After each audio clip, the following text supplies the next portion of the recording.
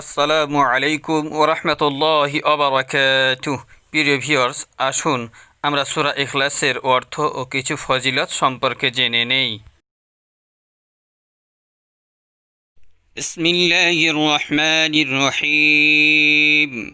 কুল হুয়াল্লাহু আহাদ, আল্লাহুস সামাদ, লাম ইয়ালিদ ওয়া লাম ইউলাদ ওয়ালাম ইয়াকুল লাহু কুফুয়ান আহাদ।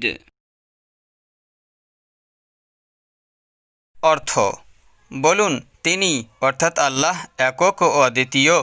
আল্লাহ তাআলা কারো মোকাপেক্ষী নন, তাঁর কোনো সন্তান নেই এবং তিনিও কারো সন্তান নন এবং তাহার কোনো শরীক নেই। সূরা ইখলাসের ফজিলত: যে ব্যক্তি একবার সূরা ইখলাস পাঠ করিবে, সে ব্যক্তির আমলনামায় কুরআনুল কারীমের 1/3 অংশ পাঠ করার সওয়াব লাভ করিবে। ফজিলত নাম্বার 2: যে ব্যক্তি 10 বার সূরা ইখলাস পাঠ করিবে, আল্লাহ তাআলা নিজ কুদরতি হাতে তার জন্য জান্নাতের মধ্যে বিশেষ মর্যাদাশীল একটি মহল তৈরি করিবেন।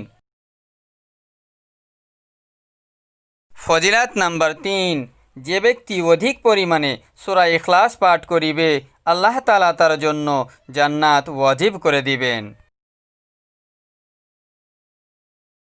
ফজিলত নাম্বার 4: যে ব্যক্তি বেশি বেশি করে সূরা ইখলাস পাঠ করিবে, তার ইন্তেকালের পর তার লাশ বহন করার জন্য আল্লাহ তাআলা আসমানি ফারিস্তা নাজিল করিবে।